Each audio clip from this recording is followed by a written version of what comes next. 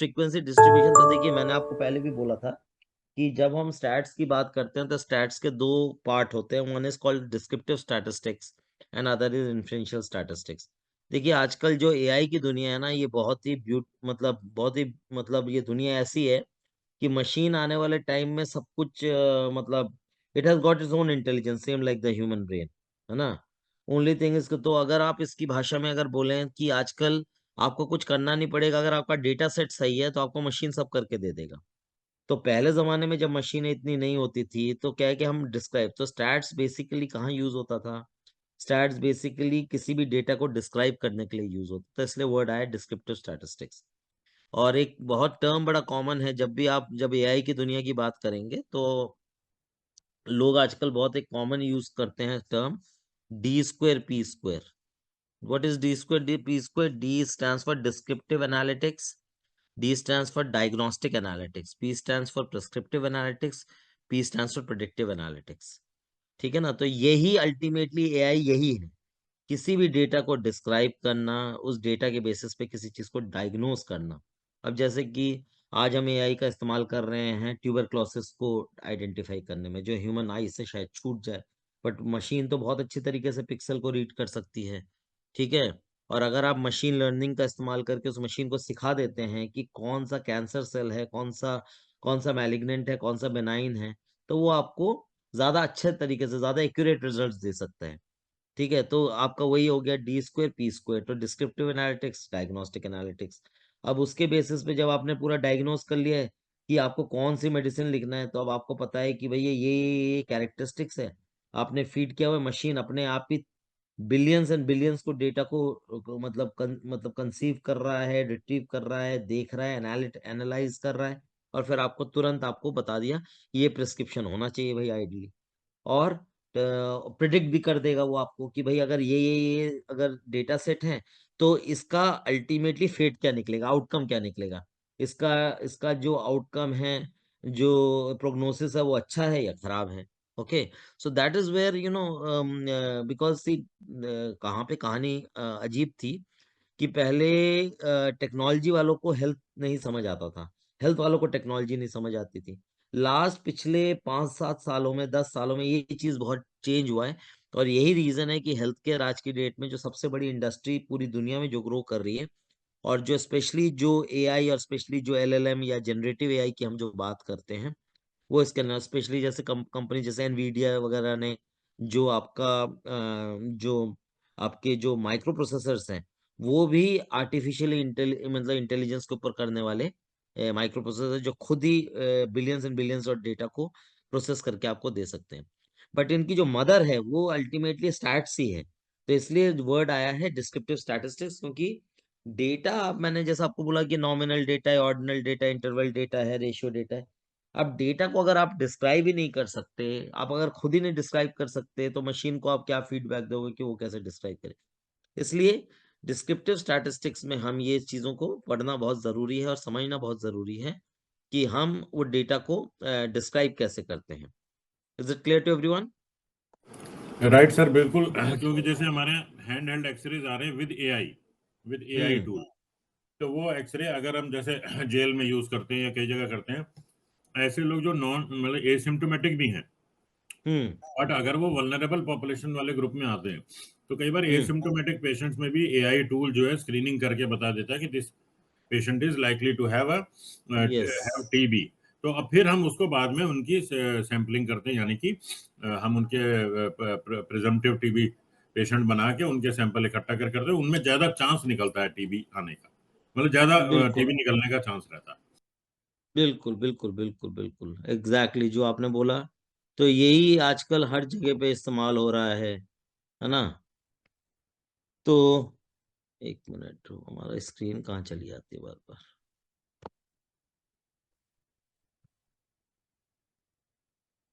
कहाँ चली गई भाई हमारी स्क्रीन? सर नजर तो आ रही है। तो शो तो हो रहा है। नहीं, शो तो हो रहा है बट मैं वही देख रहा हूँ। ओके, आ गई। शो हो रहा है, आ रही है ना। जी जी, अभी फर्स्ट स्क्रीन है, पहला वाला ही है। अच्छा, अब देखिए, तो सेकंड। आप कुछ भी अगर आपको काम करना है तो आपको एक टेबल बनाना पड़ेगा। देखिए टेबल हम हमेशा देखते हैं, रिसर्च पेपर्स में टेबल बनाया हुआ है, फिगर्स एंड टेबल्स लिखे होते हैं। तो टेबल अल्टीमेटली देखिए, टेबल में मतलब नंबर्स होते हैं, हर चीज है ना। मैंने आपको बताया है, रिसर्च दो प्रकार की होती है, क्वांटिटेटिव रिसर्च होता है, क्वालिटेटिव रिसर्च होता है। दूसरा way of describing it is, one research can be a positivistic research and the other name can be a phenomenological research। Positivistic research वो रिसर्चेस होती है जो क्वांटिटेटिव रिसर्चेस होती हैं, जहाँ पे वैल्यू डेटा मतलब ना न्यूमेरिकल नंबर होता है। जैसे हमने बताया कि एज, आपका height, weight, RBC number, WBC number, अब ये सारी नंबर्स हैं, नंबरों का खेल है। नंबर बढ़ जाएगा तो क्या मतलब है, नंबर घट जाएगा तो क्या मतलब है, ठीक है। तो ये हर चीज जो है वो आपको नंबर्स की फॉर्म में अगर आता है, तो अब नेचुरली जब आपके पास में बहुत सारे नंबर्स दिए हुए हैं, अलग अलग डेटा है, जैसे किसी ने बोला स्मोकिंग, अब आप कितने कितने सिगरेट दिन में पी रहे हैं, स्मोकिंग का कैंसर से क्या लेना देना है, कौन से डिग्री ऑफ कैंसर है, कौन सा ग्रेड ऑफ कैंसर है। तो अब नेचुरली अब ग्रेड ऑफ कैंसर अगर आप बोलेंगे तो वो तो ऑर्डिनल डेटा हो गया, और कितने सिगरेट्स पी रहे हैं वो आपका न्यूमेरिकल डेटा हो गया। तो मतलब अल्टीमेटली आप बहुत चीजें निकाल सकते हैं इसमें, आप कोरिलेशन कर सकते हैं, आप रिग्रेशन कर सकते हैं, आप इसके अगर आप आरसीटी कर रहे हैं तो आप बता सकते हैं कि कौन सा मतलब दवाई ज्यादा असरदायक होगी, किन कैटेगरी ऑफ पेशेंट्स में ज्यादा असरदायक होगी। बट आप कुछ भी, आप कोई भी स्टडी करते हैं, देखिए अलग अलग टाइप की रिसर्चेस होती हैं, है ना, मेडिकल साइंस के अंदर। जैसे आप केस कंट्रोल स्टडीज होती हैं, आपकी कोहोर्ट स्टडीज होती हैं, आपकी आरसीटीज हैं, आपका मेटा एनालिसिस है, आपका नरेटिव रिव्यूज हैं। तो ये डिफरेंट टाइप की स्टडीज हैं। आपका आजकल क्लिनिकल प्रैक्टिस गाइडलाइंस हैं। तो आप कहीं पे भी कोई भी रिसर्चेस को आप करेंगे या आप देखेंगे तो आपको हर जगह पे डेटा मिलेंगे। और डेटा अगर आप करेंगे तो आपको टेबल मिलेंगे। Table is nothing but a frequency distribution table, जो आप हमको बनाना पड़ता है, ठीक है। तो उसमें फ्रीक्वेंसी डिस्ट्रीब्यूशन टेबल किस क्या होती है, it is a table in which the data are grouped into classes and the number of cases which fall in each class are being recorded. तो मैंने आपको एक चीज बहुत क्लियरली बताई थी, what is the purpose of statistics. The purpose of statistics is data has to be converted into information, information has to be converted into knowledge, knowledge has to be converted into wisdom। तो हम क्या कर रहे हैं, data has to be converted into information. अब information बनाने के लिए हमको टेबल बनाना पड़ेगा। अब टेबल इस तरीके से बनाए कि उससे मुझे कुछ चीज पता चले। अब अगर मैं सिंपली नंबर लिख रहा हूँ 52, 55, 57, 59, तो मुझे क्या समझ आ रहा है, कुछ नहीं समझ आ रहा। बट ये 52 जो है वो मेरा एज की बात कर रहा हूँ, 52 जो है वो मैं नंबर ऑफ किसी और डिस्ट्रीब्यूशन की बात कर रहा हूँ। तो it is going to give me an idea about the thing. So it shows the frequency of occurrence. अब देखिए, आपको पता है पब्लिक हेल्थ के सेक्टर में जहाँ पे भी प्रिवलेंस निकाला जाता है, इंसिडेंस निकाला जाता है, तो वहां पे आप जानते हैं कि फ्रीक्वेंसी, अल्टीमेटली फ्रीक्वेंसी, कि भाई यहाँ पे ये डिजीज जो नए केसेस है कितने प्रतिशत केसेस आए, तो अगेन फ्रीक्वेंसी की बात होती है, ठीक है। तो it shows the frequency of the occurrence of the different values of a single phenomena. अब अगर हम बोल रहे हैं कि भाई ठीक है, चिकनगुनिया भी, बरसात आने वाली है, विंटर सीजन आने वाला है, अब इसमें हमने हर एक डिस्ट्रिक्ट के अंदर कितने लोगों को फ्लू हो रहा है, कितने लोगों को कोविड हो रहा है, कितने लोगों को दूसरी और इलनेसेस हो रही है। तो अब मेरे पास में नेचुरली मेरे को एक ही फिनोमेना को अलग अलग डिस्ट्रिक्ट्स में देखना है। तो मैं क्या बनाऊंगा, मेरे को टेबल्स बने होने चाहिए, ताकि मतलब एक सिंपली अंडरस्टैंडिंग के लिए मैं देख के समझ पाऊं कि मेरे स्टेट का ओवरऑल हाल कैसा है, मेरे पास में जो रिसोर्सेज हैं वो रिसोर्सेज पर्याप्त होंगे कि नहीं, उस तरीके के चीज़ों को मतलब मैनेज करने के लिए। जैसे एग्जांपल के तौर पे बरसातों का टाइम में डेंगू का केस बढ़ जाते हैं। अब अगर डेंगू के केस इतने ज़्यादा बढ़ जाए कि आपके अस्पताल में, आपके डिस्ट्रिक्ट के अंदर मतलब बेड्स ही नहीं है, और मतलब नंबर ऑफ केसेस बढ़ गए हैं और आपके पास में फैसिलिटी कम है, तो क्या होगा, तो त्राहिमाम मच जाएगा, हाहाकार मच जाएगा। तो इसलिए हम क्या करते हैं, पहले से ही उसको फोरसाइट करके रखते हैं। तो अगेन वहां पे भी मेरे को स्टैट्स काम आएगा। तो फ्रीक्वेंसी डिस्ट्रीब्यूशन बेसिकली तीन रीजंस की वजह से हम बनाते हैं। Number one, to facilitate the analysis of data, ताकि उस डेटा को मैं एनालाइज कर सकूं, जिस भी, चाहे वो डेटा डिजीज के बारे में हो, चाहे वो आप साक्षरता के बारे में ले रहे हैं, या आप नॉलेज के बारे में ले रहे हैं, आप प्रैक्टिस के बारे में ले रहे हैं, it could be anything depending on आपका ऑब्जेक्टिव क्या है। Second, to estimate the frequency of the unknown population distribution from the, अब जो आप सैंपल डेटा लेते हैं उस सैंपल डेटा से आप अल्टीमेटली रिट्रीव, ये आप फोरकास्ट कैसे कर सकते हैं कि अगर अगर एक छोटे से डिस्ट्रिक्ट में अगर ये हाल है, तो अगर मैं पूरे स्टेट की बात करूं तो लगभग क्या हाल होगा, क्योंकि आप हर डिस्ट्रिक्ट में तो नहीं जा सकते। तो आपने क्या किया, आपने 1/4 डिस्ट्रिक्ट उठा लिया, उस डिस्ट्रिक्ट के अंदर आपने सैंपल देख लिया, उस सैंपल के बेसिस पे आपने कुछ आप स्टैट्स आपने लगाया, और उसके बेसिस पे आप इवैल्यूएट करते हैं कि अगर कुछ स्टेट के अंदर कुछ एक एक राज्य के कुछ डिस्ट्रिक्ट में अगर ये हाल है, तो ओवरऑल उस राज्य के अंदर उस बीमारी का क्या हाल होगा। तो you are basically trying to estimate the frequency out of it, और एस्टिमेट द कंडीशन और the health problem out of it. तीसरा, to facilitate the computation of the various statistical में, जब इसके बेसिस पे आप और भी फर्दर स्टैटिस्टिक्स लगा के आप और भी इंफॉर्मेशन निकाल सकते हैं, क्योंकि उससे आप क्या है, इन्फेरेंस आप निकाल पाएंगे, आप ज्यादा बेटर अच्छे टेस्ट निकाल सकते हैं, और फिर वो आपको ओवरऑल और आपको इंफॉर्मेशन देने में मदद करेगा। Is it clear? कोई डाउट इसके अंदर? नहीं नहीं, अच्छा लगा, नहीं, बढ़िया। Yes sir. तो frequency distribution after collecting the data, अब भाई अब मैं एक पब्लिक हेल्थ ऑफिसर हूं, तो मुझे क्या करना पड़ेगा, मैं एक रिसर्च करवाना चाहता हूं, तो मैंने बोला भाई देखो मुझे तो इसके बारे में इंफॉर्मेशन चाहिए। तो हम क्या करते हैं, अब नॉर्मली आपको पता है कि सेंसस मेथड यूज करते हैं। अब अभी 2011 में लास्ट सेंसस हुआ था, अभी तक तो सेंसस हुआ नहीं है फिर। अब वो सेंसस होना बहुत जरूरी है, क्योंकि देखिए पब्लिक हेल्थ पॉलिसी बनाने के लिए आपको पता ही नहीं है कि आपके एक्चुअली में लोगों के हालात क्या हैं, पॉवर्टी लेवल क्या है, लोगों की एजुकेशन लेवल का क्या स्टेटस है, पिछले 10-12 सालों के अंदर चीजें हालात बद से बदतर हुई हैं या चीजें ढंग से हुई हैं। क्योंकि देखिए सरकार कोई भी हो, सरकार हमेशा अपनी पीठ थपथपाएगी, बट एक अच्छा रिसर्चर या अच्छा जो एजुकेशनिस्ट का काम ये होता है कि सच्चाई तक पहुंचे और सच्चाई के बेसिस पे अपनी पॉलिसीज का निर्माण करे। क्योंकि अगर वही चीज अगर गलत होगी तो देखिए it will be a wastage of time, effort, money, everything. और बट अगर यहीं पे ना देखिए इंडिया और बाकी कंट्रीज के अंदर काफी फर्क आता है। अब अगर डेवलप कंट्रीज में लूँ तो वहाँ पे कुछ चीजों के अंदर बहुत स्ट्रांग अकाउंटेबिलिटी है।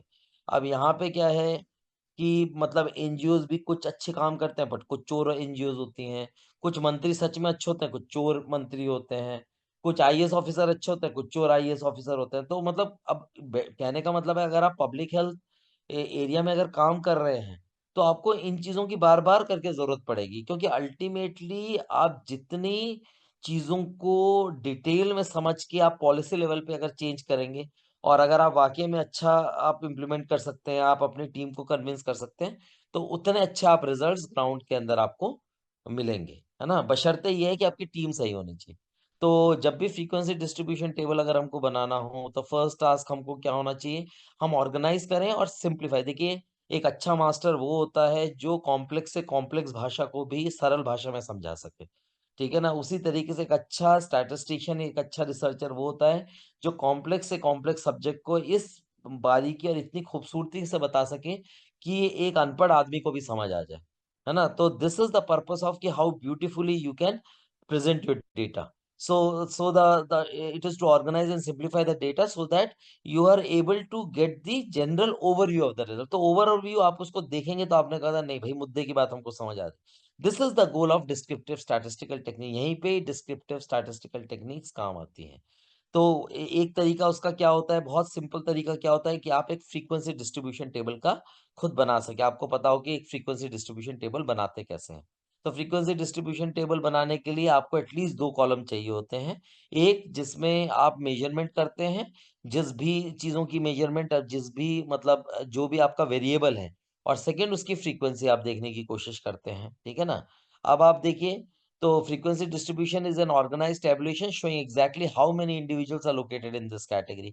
अब एक मान लीजिए कि एक गांव है जिसके अंदर 40 हाउस होल्ड फैमिलीज रह रही हैं। अब हम ये पता करना चाह रहे हैं कि भाई हमारे पास में गवर्नमेंट की स्कीम है, और हमने कहा कि हम परिवार नियोजन को, जो लोग परिवार नियोजन को प्रॉपरली फॉलो करते हैं उसको हम कुछ ना कुछ बेनिफिट देंगे, ठीक है ना। तो अब हमको कैसे पता चलेगा, अब एक बहुत बड़ा एरिया है, अब यहाँ पे तो 40 परिवार हैं। तो हमने क्या किया कि हम देख लेते हैं कि भैया किस परिवार में मतलब जिनके अप टू 2 बच्चे हैं उनको हम देंगे, जिनके 2 से ज्यादा बच्चे हैं उन परिवारों को हम वो फायदा नहीं पहुंचा पाएंगे, क्योंकि उनके लिए हम बोलेंगे, क्योंकि देखिए ज्यादा बच्चे होने की वजह से क्या हो रहा है कि आप अच्छी शिक्षा नहीं दे पा रहे हैं, और उसके अंदर भी फिर हम दूसरे प्रावधान बनाते हैं। तो हमने क्या किया, एक फ्रीक्वेंसी डिस्ट्रीब्यूशन का एक टेबल बनाना है। तो हमने कहा किया, हमने वो पूरे गांव का हमने डेटा ले लिया। हमने लिखा कि भैया नंबर ऑफ चिल्ड्रन कितने हैं, 0 1 2 3 4 5 6। मैक्सिमम हमने इवेल्युएट किया कि भैया 6 ही बच्चे हैं किसी परिवार के अंदर। अब हमने लिख लिया पहला घर देखा 1 2 3, तो 3 परिवार ऐसे हैं जिसके 0 बच्चे हैं। उसी तरह एक एक बच्चा कितने परिवारों में है, तो 5 के लिए हमने ये वाला साइन बना दिया, 1 2 3 4 5। तो देखते हमें समझ आ गया, मतलब 5 परिवार ऐसे हैं, 2 तो मतलब 7।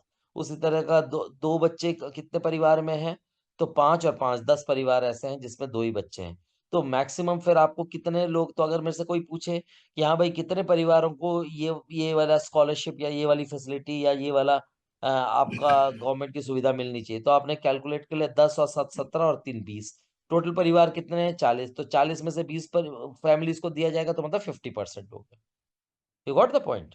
अब देखिए, जी हमने सिंपल लगाया कि कितने परिवार थे, बट वहां से हम यहां तक हम पॉलिसी लेवल की हमने बात बता दी कि किसको मिलना चाहिए किसको नहीं मिलना चाहिए। राइट, ठीक है ना। तो अब तो अब अगर मेरे को इसको परसेंटेज में निकालना है, तो मैं क्या करूंगा, 3/40 × 100, तो ये मेरा परसेंटेज निकल जाएगा। तो कितने परिवार, अगर मैं इसको यही चीज, अगर मैं, अब लोगों को नहीं समझ आएगा कि भाई 40 में से 3 परिवार प्रतिशत में बताओ, तो प्रतिशत में अगर कोई मेरे से पूछता है, तो मैं कितना बोलूंगा, 3/40 × 100। तो 100 में से 0 0 आपने हटा दिए, दो दो दूनी 4 और यहाँ पे 5, तो 5 3 15, 15 डिवाइडेड बाई 2 7.5%। तो आपने कहा 7.5% परिवार ऐसे हैं जिनके सिर्फ 0 बच्चे। ठीक है। अब अगर मैं इनको प्लस करूंगा, तो हमने वैसे ही बता दिया, क्योंकि 20 परिवार ऐसे थे आउट ऑफ 40 परिवार जिसके जिसके मतलब ये, तो 50% जब आप इसको कैलकुलेट करेंगे, तो आप 50% आपका निकल के आएगा। जिसमें से अगर किसी ने पूछा कि परसेंटेज में बताओ, 0 परिवार, 0 बच्चे कितने परिवार में, तो आपने कहा 7.5% परिवार थे 100 में से। Is it clear? जी सर। सर इसमें अगर थोड़ा सा और आदमी सोचेगा, मान लीजिए उनका जिन परिवारों को हम देख रहे हैं उनकी एज एक ग्रुप मिनट जरा, क्या। 1 मिनट, 1 मिनट डॉक्टर विकास, 1 मिनट, एक फोन आ रहा है मेरा, दो।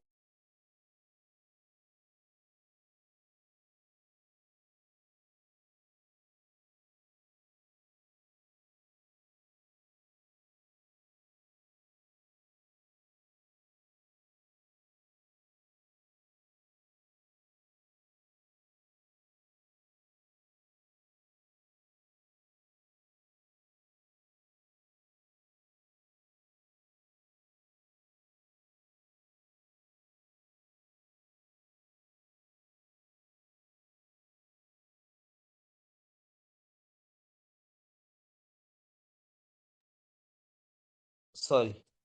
तो हाँ बताइए डॉक्टर विकास, क्या बोल रहे थे आप? हाँ सर, मैं कह रहा था ये तो अच्छा लगा, ये बहुत सिंप्लीफाइड भी है। अब बाद में जैसे इसमें कोई आदमी कुछ और चीज़ें देखना चाहे कि मान लीजिए उसमें वो कपल जो है मतलब एज ग्रुप क्या है, मतलब उनके बच्चे वाला एज वो ग्रुप सब, है कि हाँ, नहीं, बिल्कुल बिल्कुल, वो वो सब। सब देख चेक सकते हैं हम।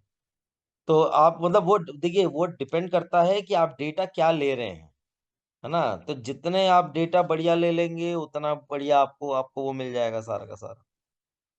ठीक है ना। तो वो डिपेंड करता है कि आपका नॉमिनल डेटा है, ऑर्डिनल डेटा है, इंटरवल डेटा है, रेशियो डेटा है। अब आप जितने वेरिएबल्स उसमें बढ़ा देंगे, उतना आपको इन्फॉर्मेशन मिल जाएगी। जी जी।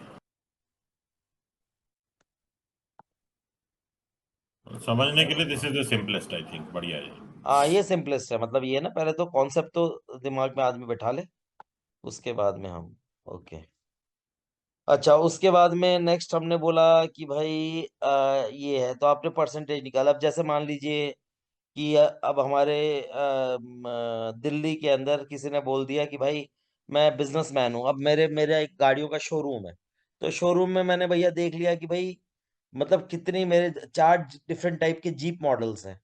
अब भाई आउट ऑफ, मैं रिलेटिव फ्रीक्वेंसी भी निकाल सकता हूँ, परसेंटेज फ्रीक्वेंसी भी निकाल सकता हूँ, है ना। तो अब जैसे जैसे आईएम्स वगैरह क्या करते हैं, वो परसेंटाइल निकालते हैं, है ना। तो परसेंटाइल में और परसेंटेज में फर्क होता है। जैसे भाई अगर मान लो कि अब जैसे एसआरसीसी के अंदर जब रिजल्ट निकलता है, अब वो कहता है भाई टोटल सीट तो 120 है। अब 120 में भाई बच्चों के तो आजकल 99% आते ही रहते हैं, बट आप कितने लायक हैं, तो पता चला कि भाई 98 तक आते आते आपकी सारी सीटें भर गई। क्योंकि जो बच्चा था, जो टॉप रैंक होल्डर था, उसका 99.99 परसेंटाइल आए थे, और जो दूसरा वाला था उसके जो मिनिमम आए थे वो था 98.23। इसके बीच में आप देखिए 120 बच्चे आ गए। तो वो भी आप इस तरीके से कर सकते हैं। तो वहां पे क्या है, आप रिलेटिव फ्रीक्वेंसी निकाल सकते हैं, आप परसेंटेज फ्रीक्वेंसीज निकाल सकते हैं। तो अब मान लीजिए मेरी रिलेटिव फ्रीक्वेंसी ये आ गई 0.2829, तो 4 डेसिमल प्लेसेस तक ले मल्टीप्लाइड बाय 100 कर दिया, तो मैंने परसेंटेज निकाल दिया। तो मेरे को ना, मैं मतलब इस तरीके से डिस्क्रिप्टिव स्टैटिस्टिक्स अलग अलग तरीके से इस्तेमाल करता हूँ। ये वो एग्जाम्पल है, जैसे कि मेरे पास में जैसे हम सेंसस करने गए कहीं पे, तो अब आपने देखा होगा कि हम लिखते रहते हैं, वो जो डेटा कलेक्ट करने वाले लोग होते हैं वो सब लिखते रहते हैं 1 2 3 4। अब ये टेबल से मुझे क्या समझ आ रहा है, कुछ नहीं समझ आ रहा। जब इसी टेबल को मैंने इस फॉर्म में डाला तो मैं बहुत कुछ इसमें से निकाल सकता हूँ। ये मेरा अल्टीमेटली काम है कि ये मेरे को डिस्क्रिप्टिव एनालिटिक्स में मदद करेगा। उसके अलावा मतलब अगर मेरे पास डेटा टाइप जो है वो continuous frequency distribution data type है, ठीक है, तो कंटिन्यूअस फ्रीक्वेंसी डिस्ट्रीब्यूशन टाइप अगर होगा तो अब देखिए यहाँ पे 50 to 100, 100 to 150। अब कहने का मतलब है कि ये कंटिन्यूएशन में है, तो यहाँ पे अप टू 99 तक, 99.99 वाला बंदा मैं यहाँ ले लूंगा, जबकि 100 से लेके 149.9 तो मैं इसके अंदर ले लूंगा। तो मान लीजिए कि मेरे पास में कंपनी के एम्प्लॉयज हैं और उसके अंदर मैं वीकली वेज उनकी रुपीज में या रियाल में ये बनती है। तो पहला मतलब 50 से 100 लोग, मतलब 99.99 तक कितने लोगों को तनख्वाह वो मिलती है, 4 एम्प्लॉय को। 100 से लेके 149.49 तक कितने को मिलती है, 12। तो इस तरीके से मेरे पास में 100 एम्प्लॉयज ऐसे आ गए। तो अगेन मैं इसको अगेन इस तरीके के डेटा को भी मैं फ्रीक्वेंसी इंटरवल में डाल सकता हूँ। अब उसको करने के लिए मेरे पास में नेचर ऑफ डेटा है। तो ये class interval, class limit, width, range, ये क्या होता है ये मैं अब नेक्स्ट क्लास में आपको समझाऊंगा। You got the point. तो ये जी आप थोड़ा सा इसको देख लीजिएगा। और इसके बाद में हम जो क्लास लिमिट्स कैसे हम निकालते हैं रेंजेस के अंदर, मिड पॉइंट्स, तो ये जो है ना स्ट्रूज रूल्स क्या होता है, ये सब मैं अब आपको नेक्स्ट क्लास के अंदर बताऊंगा ये सारी चीज। ठीक है इज सर। It clear? जी सर। Yes sir. तब तक सर हम मेरा एक जस्ट एक कंसर्न था कि जो टेबल हाँ, है, जो डॉक्टर विकास ने बोला कि बहुत ही सिंपल वे है, तो सर ये से टेबल जो है वो मतलब नॉर्मली जैसे आपने, हाँ, जैसे आपने सर ये मार्क किया हुआ है 5 के लिए, ठीक है, तो हम इसको किसी भी अपने अकॉर्डिंगली वो यूज कर सकते हैं, कोई भी मार्कर और साइन टू कंसीडर और डिनोट द कुछ स्पेसिफिक भी वो तो यूनिट। देखिए वो तो ओके। समझाने के लिए है। ये तो आप जी जैसे जी अबैकस को यूज करते थे जब जी बचपन जी में, हम जब अबैकस खेलते थे, जी 1 2 3 4 5 ऐसे आपने बना दिया। जी जी अब वो जी उसकी जी जगह जी। आप सीधा नंबर लिख लीजिए। आप भैया एक ओके गोला सितारा बना दीजिए, सितारा मतलब जो ओके। होता है 5 आप that is that is symbolic that हो। Is for my my consideration कि वो मैं कैसे उसको जस्टिफाई कर सकता हूँ, उस चीज के लिए है वो। हाँ, पर ये कॉमनली यूज, ये टैली मार्किंग कॉमनली यूज चीज है, मतलब ये एवरीबडी ओके हाँ, अंडरस्टैंड्स मतलब कि बहुत 4 कॉमनली लेयर, टैली एक नंबर मार्किंग ही काटा यूज की 5। जाती है। ओके। ठीक है नहीं ना? एक्चुअली क्या है ना कि मैं फैमिलियर नहीं हूँ इस चीज से, that's why I have this concern. नहीं नहीं नहीं, वो हम इस चीज को वर्कआउट कर सकते हैं। जी ठीक जी है, जी तो अभी अभी यही है। जी। हाँ, ओके। तो अब जी हम सर, जी। ये तो अब हम ये स्ट्रूज रूल्स वगैरह ये थोड़ा सा थोड़ा कॉम्प्लेक्स होगा, तो मैं इस नेक्स्ट क्लास में इसको आप थोड़ा देख लीजिएगा। तो प्राइमरीली आज मतलब ओके। मेरा ये था कि आपको एक थोड़ा इस विषय से अवगत कराना, और जी इसमें जी। आप थोड़ा सा जब इसको हम फिर अलग अलग टाइप के टेबल्स कैसे हैं, हम इसको इससे हिस्टोग्राम कैसे बनाएंगे, पाई चार्ट्स कैसे बनाएंगे, ये सारी चीजें हम इस पूरे ना फ्रीक्वेंसी डिस्ट्रीब्यूशन के अंदर पढ़ाई करेंगे। जी जी ओके। ओके, ठीक है सर। जी जी sir. Sir, thank you thank sir, you sir. Thank you चलिए, so thank you much. So much sir. Okay okay okay, see you. और मैं सी इसको यू सारा सर। प्लान आउट करके ना उसके बाद में I will get back to you, ठीक है, फिर मैं देख श्योर लूंगा सर, राइट। इसको। Sure sure sir. Thank you चलिए, sir. Okay take care. Okay. Bye bye sir. Bye bye.